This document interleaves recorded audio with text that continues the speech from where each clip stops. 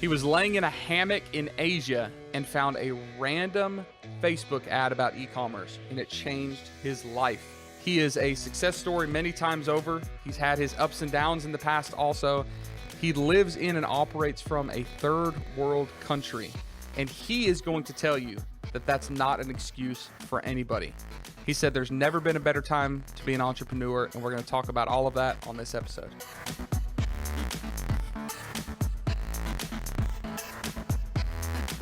Hey everybody, and welcome to another episode of AM PM Podcast. I'm your host, Tim Jordan, and today I have Rodrigo Blanco. Did I say that right? I didn't roll my R's perfectly. More or less, but it works. It works. More or less, but it works. That's the way I get called in America, Rodrigo. It works. And Rodrigo, you're coming to us from Guatemala. From Guatemala.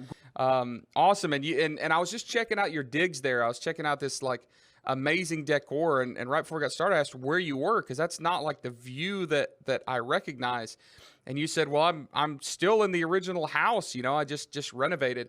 And the last time I was in that house, your mother, a full paella, remember? Yes, my mom, like a full bowl of paella. Your dear mother made me this special and illegal ham, remember? Yes, a special paella. And the time before that, the illegal ham. I wasn't even going to bring this up, but for those of you that are foodies, listen, one of the most magical foods in this world is jamón ibérico, Iberian ham.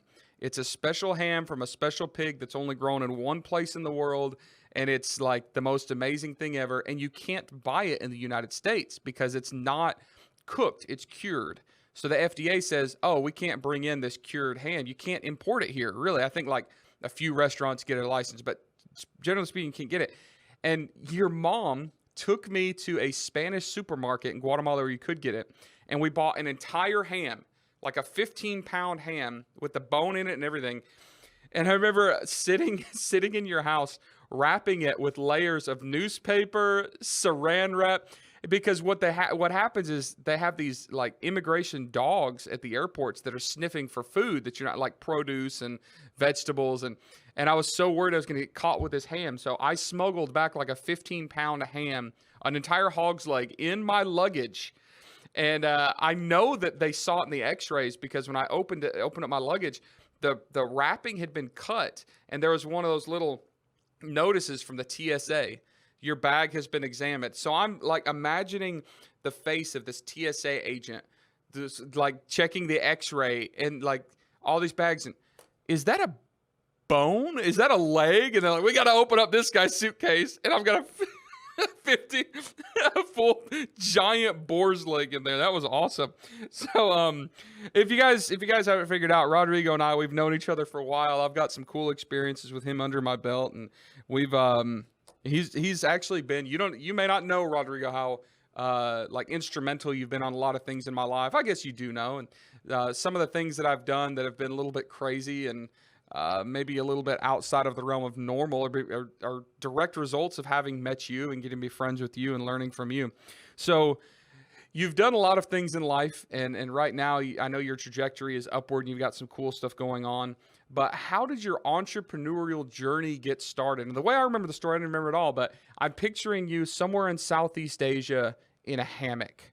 So like frame this whole thing. Like, how did your entrepreneurial e-commerce journey get started? Well, my entrepreneurial journey started when I was like 7 years old, because my mom was a businesswoman. So she had this company and she taught me how to do that, how to have employees, how to create value, how to manage things and sell to supermarkets and everything. So I learned it from a very young age. By the time I was in a hammock in Asia, in Philippines, in this beautiful island called Palawan, I've already had maybe like 10 companies under my belt, but I've never dealt with e-commerce before. Yep. So the thing is, I had this company that we used to do software as a service. So we developed these applications, iPhone, Android, whatever, GPS triangulation with cell towers and whatever. And I felt really frustrated because I was working too much. I didn't feel like I had purpose. I didn't feel like my life had any significance or meaning. So I quit my job. Actually, we had raised over $1 million in venture funding for that company. I had 30 employees. I had a co-founder, so I quit from that company. I left my co-founder running that company, and I went to Asia with my girlfriend at the time on this soul-searching experience 1 year to connect with God, to see what He wanted me to do in life, to see what was my next move. And sitting on a hammock with shorts and whatever, just on my phone, I remember that I had a little modem, this little modem that I had 256 megabytes each day of internet. It's nothing. You have to go to the store to get more internet and whatever. And I saw this Facebook ad of this guy called Scott Walker. I don't know if he still does courses. He like he was putting out podcast episodes like right now. Yep, The Amazing Seller. Yeah, The Amazing Seller. So I saw him. He's like, how I went from $0 to $40,000 in 6 months on Amazon or something. And I just checked his episode, whatever. I listened to it, and I realized that I knew exactly how that worked. I've come from an internet background. I've done lots of app, internet, software as a service related stuff. So, Amazon. So you buy something, and it's like a SEO, search engine optimization type of thing with keywords. I can totally do that. And I got my credit card. I purchased some stuff from Alibaba directly from the chat. I gave my credit card number to this Chinese girl over Alibaba. She sent thermoses. Can you believe that? Bear. Can you believe how sketchy that is? Like you just sent your credit card number to somebody in China over Alibaba chat. And I gave her my credit card information. She sent me the thermoses, which went via DHL directly to the Amazon account. And they were there like a week later, and I started selling. And I remember the first time that I sold, the first month or something, I sold the units and I lost money. So I remember I spent like $1,000 and I got back to my bank account using Payoneer $300. So I lost $700. But at the end of the day, it didn't matter so much because it was more like a proof of concept, you know? So if you're able to find a supplier somewhere in China where you've never been, and you give them your credit card and you trust them, and someone ship the stuff and reaches Amazon that you don't know how it works, and you put PPC and whatever, you try to touch things and somehow people you don't know purchase them, and Amazon pays you and you have it in your bank account, it works. It's just a matter of optimization to find better products, to sell them better, more optimized for a higher margin. But it works because the circle was closed. Yep. So after that, I went to China and I purchased lots of things and I started there. I tend to do a little bit aggressive, most of the things that I do. No. So I went from nothing to, I went from nothing to hearing all his podcasts. I was hearing maybe 4 podcasts a day, 4 hours of content. I listened to everything, 150 episodes, I believe, in a month. And that was that. And I started with that, selling on Amazon. That was maybe 5 years ago or something. Now I'm doing way different stuff. And we can talk about that later if you want. But that was how I started on Amazon, on a hammock, on the Philippines, watching and advertising. So the first time that I came across you and met you, it was one of those sleepless nights for me. I'm up at 2 a.m. I had just started the business Hickory Flat, so I'm doing sourcing and shipping and 3PL and all this stuff. And I tell everybody, I don't do that anymore. Don't message me about shipping. I'm out. But I remember doing that, and I'm in one of these Facebook groups, and it might have even been the FBI High Rollers group, right? And I see this post from this guy named Ricardo that says, "Hey, I need someone to ship this stuff from China directly to the U.S." So Ricardo is my dad, but yeah, it was from me. Yeah. Yeah. So I actually sent you a DM, which you're not supposed to do. You're not supposed to solicit yourself in these groups. Of course, that's what I was doing, so everybody did it. And we got to talking, and I'm like, hey, I have a shipping company. So I started shipping. At the time, it was books. You were doing self-published, custom books, which you sold a lot of over a few years. And we got talking. I started shipping more and more stuff, and I remember some nightmares. I remember, Tim, you've lost these books. I'm like, I didn't lose these books. And I remember us yelling at each other about these stupid books. And I remember shipping once this entire air shipping this pallet of heavy books, and they got rained on at an airport in China, and I get them in the boxes are, I don't even know if you know this, the boxes are moldy, so I have to take them all out of the boxes. The books are fine. I have to repackage them. Me and Rodrigo, for those of you listening, have some history, some crazy stuff going on. But I remember thinking hey, Rodrigo is kind of the real deal, and I like to get out and travel the world. I've been all over Central America. I haven't been to Guatemala. I'm going to use this as an excuse. I remember telling my wife, like, oh, I got to go to this client meeting in Guatemala, you know, for 3 days. So Rodrigo, I'm coming. He says, great. And I remember landing at the airport and meeting you for the first time in person. You picked me up in Guatemala City at night and taking me to the hotel. And I remember that was the night of the presidential elections in, was it 2016?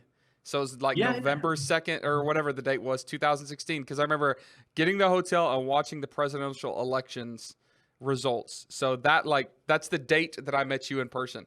And from there, there's been a lot going on. But what was crazy is on that trip, like I thought, you know, I'd take you out to a client dinner, you know, we'd learn about each other. You said, hey, tomorrow I'm going to pick you up from the hotel and I want you to come meet a bunch of people. I'm like, meet a bunch of people? What are you talking about? And you said, I have a bunch of students. I want you to come meet them. So can you describe like what was that was the very first week of this project, but like, what was that project? I want to hear your description of what was going on there. You know, maybe it's hard to summarize like in a few words what was it, but the thing is, I've always believed that when you have something, you should share it with other people. If you have something that works, if you have something valuable, I think it's your duty and your responsibility, and it's what God would want from me to share with other people what works, so that we can bless other people and that they're better and whatever. So I started selling on Amazon, and I thought that it was going great. My sales were coming up, everything was improving, the business was booming. So I thought, how can I teach this to other people so that they can also get into e-commerce, but not only into e-commerce, but how to have like a meaningful life. Because, you know, being successful in life is not having money. It's not about fame and riches. It's about having, I don't know how to say the word in English, but integral. I don't know if that works, but to have family, health, peace, love, money, finance, success, joy, whatever. So I decided to start this university, we can call it, this project. I didn't know what to call it. The word I was thinking was academy. It's like an academy called Life of Meaning, which is so cool. Yeah, it could be an academy. So in that academy, I chose 7 different people, 7 different friends, acquaintances that I knew at the time, so that they could come to this place, and they left their jobs, and we got some investors so that they could pay for the monthly salary that they were earning somewhere else, so that they didn't have to work for money and they could be with us like full time. And there we taught 3 things: how to do money, how to find purpose, and how to have a relationship with God. So 3 things, which I believe are important for a human being. So if you have a spiritual life, at least you're not confined to just dying whatever at 80 years old and that's it. You have to have a purpose, a direction, where you're going, and to have the financial freedom and the cash so that you can fuel your dreams, right? So I told them that we wanted to do that. They got on board, and for 6 months we had them in this beautiful office that we rented, whatever, just doing all these courses. One of them was Amazon related, right? So everything Amazon related. So I remember, you know, thinking, well, this is weird. You're like, hey, I want you to give a little presentation to these students. Like, and that was the first week of it.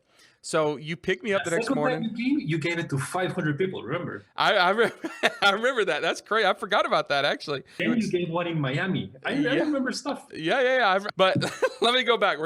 You're remembering all this stuff that I forgot about.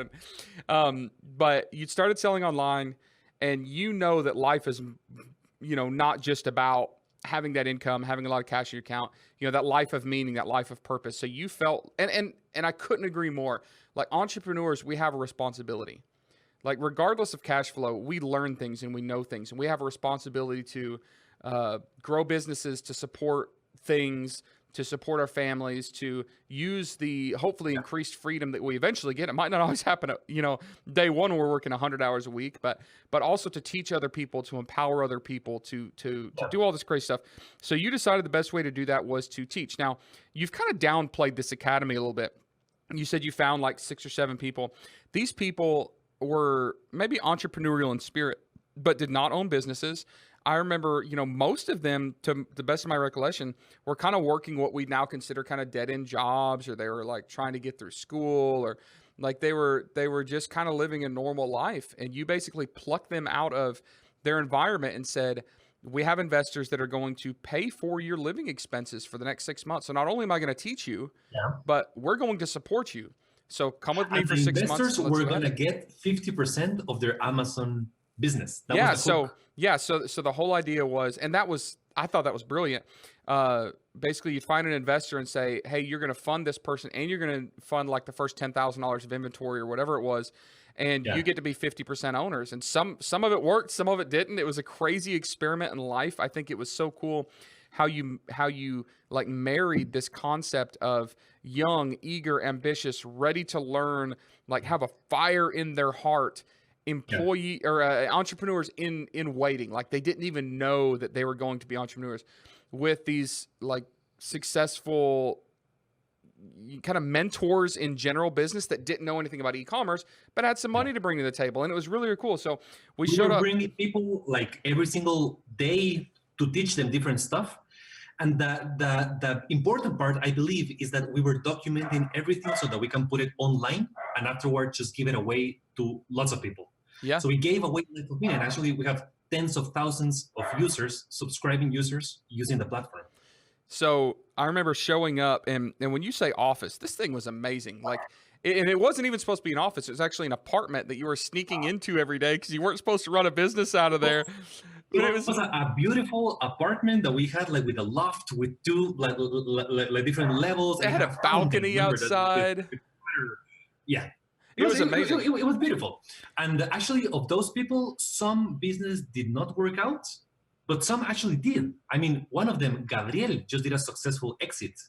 He got paid lots of money for his business. He cashed out like maybe a month ago. So the second time you had me come down, you said, hey, I want you to speak on stage to a bunch of other people. We're going to give free training on how to get started on Amazon. And we showed up at this auditorium, and there's like 500 people there. There's 500 people, and everybody speaks Spanish except for me.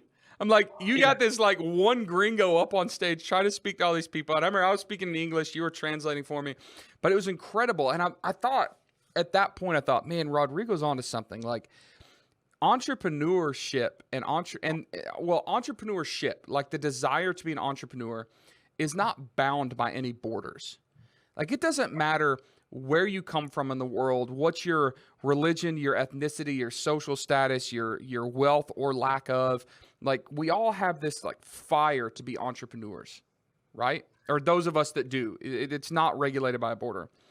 But definitely, for thousands of years of history, all of those things I just mentioned had some bearing on your ability to take action on that entrepreneurial fire, right?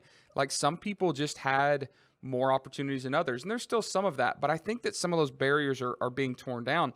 And I think that my interaction with the Voyagers and your academy and your whole thing with Life of Meaning, and seeing those 500 people show up to this free event that you were throwing and you were funding, to like, it made me realize, oh my gosh, e-commerce is not just a way for me to sell on Amazon and make money.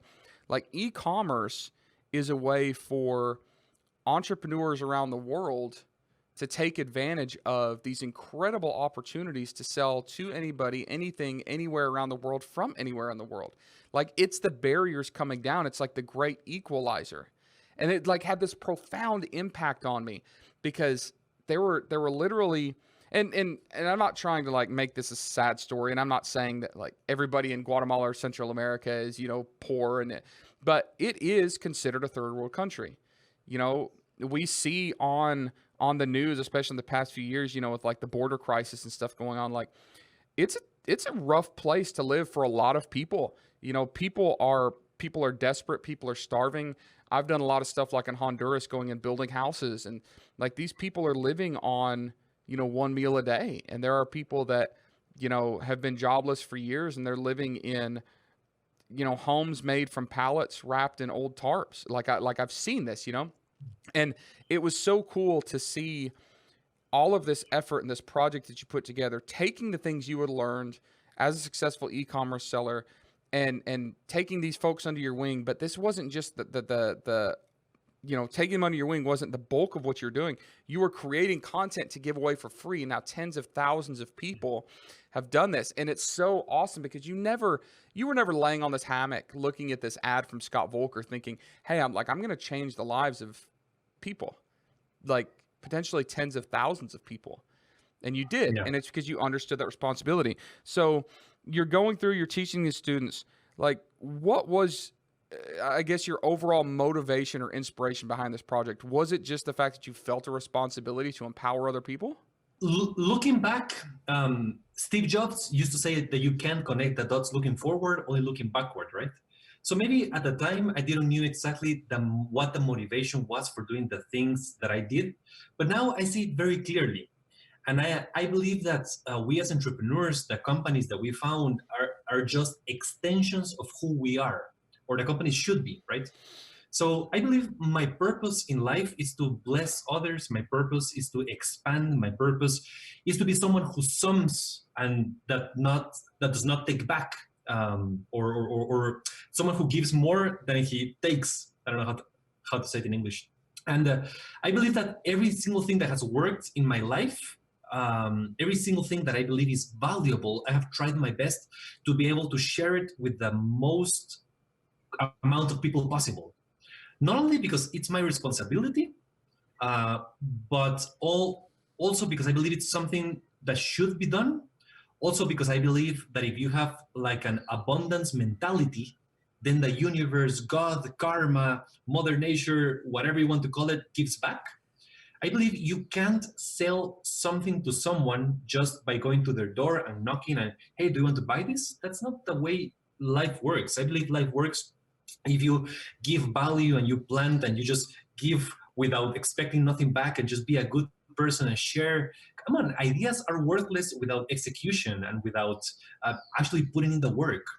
So my whole life, what I've been doing the last years and what I will continue to do is to just give away everything that I know for free, and trusting that things will fall together in their place and that the universe will align and that maybe business will come because of that. Just as an example, I don't know if you have the application TikTok. Well, I have it, it's for the videos, whatever, and I have on TikTok 230,000 people. Why? Because I share value and I share like hacks, advice, inspiration, whatever, and people love it, right? And because of TikTok, I've sold several investments, I've sold several houses. I'm right now in the real estate market in the US, in Detroit and in Ohio.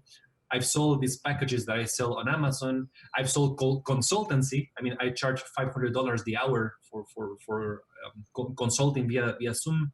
And all that comes from giving value. So I have podcasts on Spotify, and I have conferences on YouTube, and I have TikTok going on. And I don't know, my videos have been seen on TikTok. Let me show you something. They've been seen on TikTok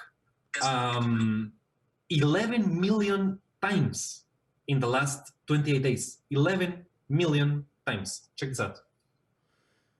And for those of you that aren't watching this on YouTube, he's showing me a screen that says 11,339,000 views in 28 days. That's amazing. Yeah.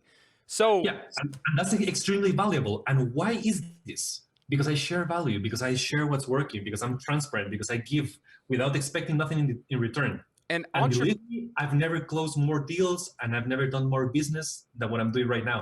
Dude, that's amazing.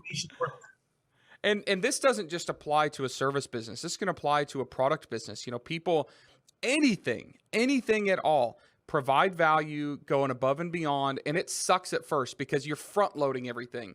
Like, it's not easy to put out video after video after video after video with 3 views a day and 12 followers. But when you do that, you're just investing because all that stuff comes back. I tell people a lot of these things are like pulling back a slingshot. Like, when you're pulling back that slingshot, it's a lot of effort, but the further back you pull it when you release it, the farther the rock goes, right? The way I see it is like every piece of content that you have out there or every free thing that you do for someone else. But maybe this applies more to the internet, because if you can do a good deed to someone else, like help someone out, and maybe that person will speak to someone else about you, and maybe it will have like positive externalities down the road. Maybe not, But on the internet, it's more palpable, because if you post something online that's worth something and that creates value, it's there forever. And the return of investment can be extremely high. For example, I went once on a podcast with this guy called Marcel Barrascut, maybe like 2 years ago. So we talked about entrepreneurship and Amazon and whatever. And I get maybe once every days a call from someone, hey, I heard you in the podcast on Spotify, which happened years ago. So the return of investment for my time spending there, which is 2 hours, is infinite, right?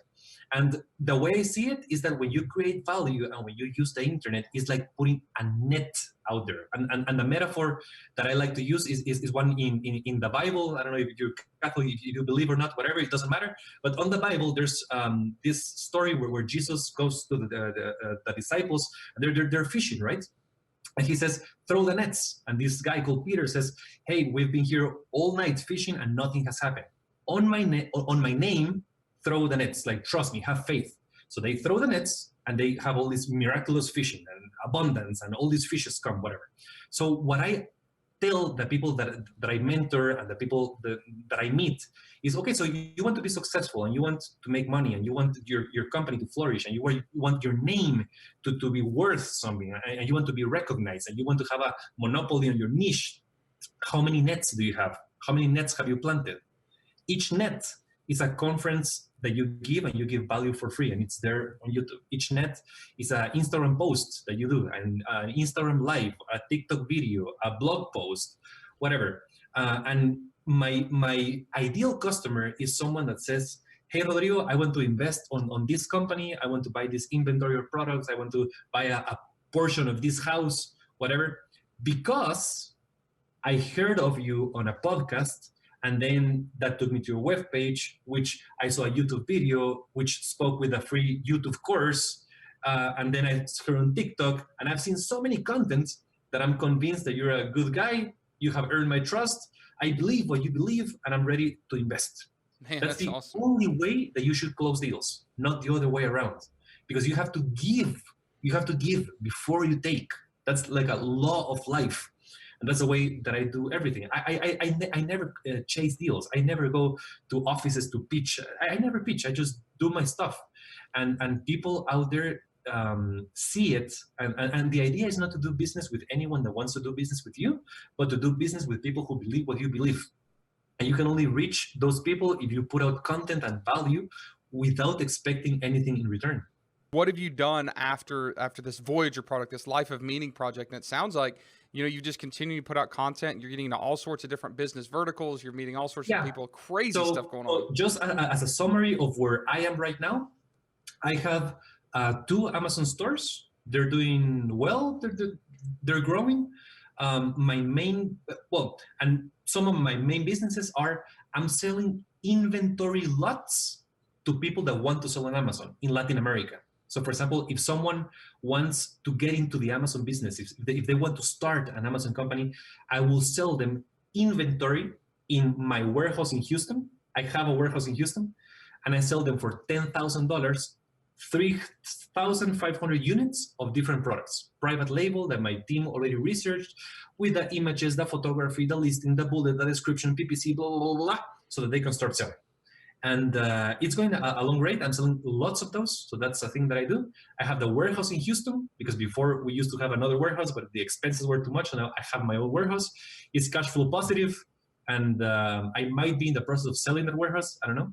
And I'm also in the business of buying properties in Detroit and in Cleveland, Ohio, and fixing them, putting tenants in there, and selling a fraction of the house to investors in Latin America.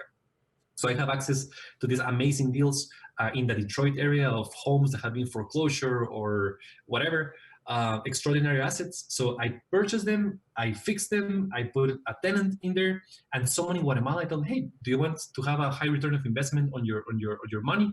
In Guatemala, the real estate market is a bubble, it's super expensive, it's not profitable or not a good investment at all. In here, you get like 2% return cash on real estate. So I offer them 10% or a little bit more on dollars, and they can purchase 20% of a house. And my team manages the houses. So now we have several houses, and I would like to have 200 houses in the near future. So that I'm doing that. That's awesome. So I'm doing houses, the inventories, the warehouse, some consultancy. I have a video company now that we do YouTube, whatever, for music bands in Guatemala.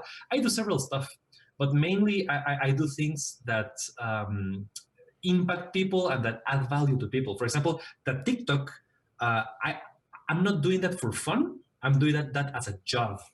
I maybe spend 3 hours a day doing that. I mean, it's a lot, and my opportunity cost is high. But I believe the return of investment, not only on the monetary part, but on the well-being part and on the purpose part, is super high. So I'm putting out content, I'm helping people, I'm doing business, I'm having fun, and I'm playing Monopoly in real life. Check this out. I have Monopoly of Game of Thrones here. Nice. Check this out. If you push a button, how cool is that? Huh? Bringing back the old Manny slogan. I love it. All right. So you've got this great story. You know, you're the Guatemalan, mogul. You're doing great. But I'm not the Guatemalan mogul. But no, continue. But you've also got a pulse on reality, on your local culture, on Latin America, or specifically Central America. I recently saw this, and you sent me a message. You're trying to raise money, and I saw this image on social media of you standing in the back of an 18-wheeler, a semi-truck that's like the dump truck, like this huge 18-wheeler dump truck full of melons, right? Yeah. And tell me about that. Tell me about this dump truck full of melons. I believe with having a good, one of the most important things that a man has is his name and his reputation and his brand, his personal brand, right? And I'm not yet where I want to be, but I'm going in the right direction. And when I say something, people hear. And when I propose something, people hear me out, which is good. So with this whole COVID-19 coronavirus stuff, people are not working, people are dying of hunger, and it's crazy. And I posted with some of my contacts, hey guys, so does someone have like a full container of food that can donate to me, because I'm gonna give it away to some people? If someone else says that, he will be catalogized as crazy, like give away like full container, what? I mean, and not purchasing. But people hear me out, and someone out there, yeah, you know what? I'm gonna give you 38,000 melons. 38,000 melons. That's amazing. And the melons were like 6 hours away in Guatemala, in a place called Zacapa, very far away. So I asked again on my social media, hey guys, someone would like to donate that transportation for these melons? And someone, yeah, I have trucks, and we did the whole thing or whatever. And my brother, like he organized all the volunteers, and he delivered the melons, and it was amazing, because we were able to give 38,000 families a melon to eat, which of course it's not so much, and it would be amazing to just give them food for a whole month. But it's something that you can do. And this week we're giving some pickup trucks filled with pineapples, which is good. I posted something on my Instagram that if you gave $15, you can purchase a bag full of meals and rice and beans and sugar and oil. And we raised enough food for like maybe 250 families doing that. So besides my entrepreneurial business, Amazon money related house thing, I think it's my responsibility to help. As Spider-Man says, with great power comes great responsibility. And if you have 220,000 people on social media following you and hearing what you say, you might as well use it for a good thing and not just for your selfish purposes. And I think that's what needs to be done. So I'm always trying to help out. I'm always trying to do what's best and to do what's right, and trying to help people out. People who are having a tough time, and maybe a melon, a pineapple, and a bag of rice and beans. Even if that doesn't solve the situation, if we all did something like that, it would solve the situation. Yeah. But at least I'm trying to put my grain of salt or my 38,000 melons into the problem. So let me ask you this. I know that as we're looking at this COVID thing and the impact that it's having on businesses and the economy, the headlines are all focused on basically China and the US, a little bit of Europe, a little bit of UK. but nobody's talking about what's going on in these underdeveloped countries. I've been told that third world countries, that term is a negative term. We shouldn't say that. So I'm trying to teach myself to use the term underdeveloped countries. So you have your finger on the pulse of what's going on. How is COVID affecting the economy and the livelihood and the families of people in places like Central America that were already having a tough time? Definitely, I can't understate the disastrous impact that it has had.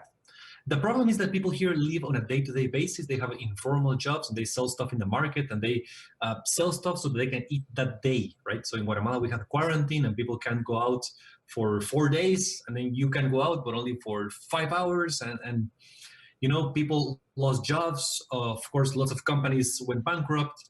And I think the impact is horrible all across the globe. But I think in underdeveloped third world countries like Guatemala, the impact is felt more, right? And it's a moral dilemma, a decision which I still not know yet which is the better answer, to just open everything up and have herd immunity and whatever, YOLO, and people will die, but at least life goes on. Or we close everything, we contain everything, and we save people, but the economy gets hammered. I don't know. It's tough. And the truth is, nobody knows the answer. The brightest minds in the world are looking at this, but I think it's worth noting that the headlines are on places like the U.S. where the government can give stimulus checks and help pay rent, but nobody's looking at. You know how much is the stimulus check? 100 quetzales, which is $125, and they offered the stimulus check maybe 1 month and a half ago. It has not reached yet. Oh, no. And once you reach it, what are you going to do with $125? Is that all the help that the government is going to give you? So it's not a solution. Yeah. It's crazy. But things like this happen. This is a black swan. And I have the confidence and the faith that these too shall pass. Everything shall pass. By the moment that maybe you that are hearing us in YouTube or whatever see this already passed. Because life is in cycles. We have bad times and good times. We've had pandemics a lot of different times. If it wasn't this, maybe it was a war. If it wasn't a war, it was Godzilla. If it wasn't Godzilla, it was the aliens or global warming. We're always going to have trouble, but it's our responsibility to have a good attitude during the trouble and to solve as much as we can. And with the tools that we have, with everything that we have around, to try to bless the people around us. No matter COVID or pandemic or war or not war. We need to continue like working because it's what we're called to do. So let's right now address those of you that are listening, or those of you that are interested, but especially those of you that are listening from or living in these areas of less opportunity historically, right? Let's talk to people that, we know that people. This sounds crazy to say, but people are listening all over the world to this podcast. What are some of the struggles that you found of launching a business and being a business owner in one of these underdeveloped countries that maybe someone like me, a typical gringo, wouldn't understand and wouldn't appreciate? What are some of the struggles? I believe there's several struggles, but people have grown up with the mentality that the most they can strive for is to have like a normal job and just to have a family, and that's it. So maybe we don't have the American dream in the souls. So maybe it starts with that mentality, right? Then as a second thing, I believe a lot of Guatemala is not well nourished, like with food and everything, since they're little. So maybe they're not developed as well as someone in a first world country should be. It's a different thing if you have a little baby and you give him all your nutrients and vitamins and love and whatever, or if you only give him beans and tortillas. It's different. You can't compare the two different things. Also, we have a weaker economy, like the quetzal is 8 quetzales for $1. We have low penetration of banks and low penetration of credit cards, which makes very difficult the penetration of internet, because how are people going to buy from you if they can't buy from you because they don't have a credit card? So it's all these different things. I believe that in every single situation you have struggles and you have opportunities. So maybe the opportunities is we have less competition, maybe you can innovate, maybe you can create structures that didn't exist before. But I believe you can be an entrepreneur everywhere, even in the US, in Guatemala, in Congo, in Afghanistan. I believe where you are is not an excuse, is not a valid excuse for not doing it. You have to take the most opportunities you can wherever you are, right? So maybe it's a different scenario, different reality than in the US. I'm not saying better, not saying worse for entrepreneurship, just different. We have to make the best that we can out of it and try to take our entrepreneurial spirit as much as we can and to do stuff no matter where you are. So right now, let's assume that you're speaking to somebody listening that's in one of those areas where they don't have all the tools and resources that they might find in a first world country, or maybe they're in a first world country, but I mean, there's poverty here. There's people in horrible, situations here. Let's talk to somebody that doesn't have on the surface the resources, the luck, the opportunities that they see other people around them have. What would you tell them as far as the great equalizer, the opportunity that digital entrepreneurship offers them, whether it's affiliate selling or digital marketing or e-commerce or whatever? What would you tell them if you had to give them like one line of encouragement about the way the world has changed in the past 10 years and their additional opportunities that they have now that their parents might not have had? Well, the internet came to break away all the barriers and to democratize access to riches, so to speak, or to money, or to access to capital, or to billions of possible customers, right? It's never been easier to form a business or a company or to start something online as it is right now. If you buy a website in GoDaddy and you put a Wix on it or a Shopify store or whatever, you could be up and running with $30. So not having resources is not an excuse, right? It's not about having resources. It's not about having luck. It's about being consistent. It's about learning. As everything that is worth something in life, you have to put time and you have to put effort and you have to be the best in what you're going to do. No matter if you're going to be into e-commerce, into Amazon, or if you're going to be a doctor, or you're going to clean floors, whatever you do, you have to be the best in what you do. And for being the best in what you do, you have to learn. You have to put in the effort. You have to put in the times. But we have, as human beings, we all have 24 hours in a day. So it's not an excuse that you don't have time. It's just that you're not prioritizing this over other things that you might be prioritizing for. And also, knowledge is free. With YouTube and all these online free courses, there's no excuse to learn in any language, Exactly. or in English or in Spanish or in Pakistani or whatever. I'm not a big fan of excuses. So I believe one line of encouragement is that it's never been as easier and as cheap to get a business up and running as it is right now. And it will be like a huge irresponsibility on our parts to not take advantage of the opportunity. As in whatever you do in life, it's going to be difficult. It's going to be hard. You know what? If you take a traditional job, it's going to be difficult. It's going to be hard. If you are unemployed, it's going to be difficult. It's going to be hard. If you're an entrepreneur, it's going to be difficult. It's going to be hard. I believe in the board game of life, there's no easy paths. Like all of them are complicated. All of them have struggles. Yep. But maybe there are more fulfilling paths. And I believe the most fulfilling path is the one that you choose, is the one that you architect, is the one that you build. And whatever you do in life, whatever entrepreneurial journey you choose and whatever company you decide to form, it should be an extension of your purpose. You shouldn't just go into Amazon. I'm going to go to Amazon to sell money and I'm going to sell these cups. Why? Not just to make money.